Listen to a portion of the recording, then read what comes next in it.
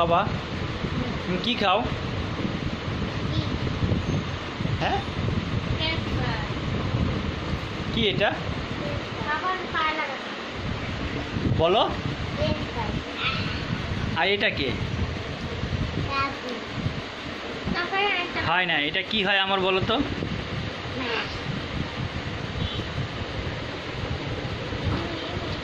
আমার মা লজ্জা পাইছে, ক্যামেরার দিকে লজ্জা পাইছে। কোথায়?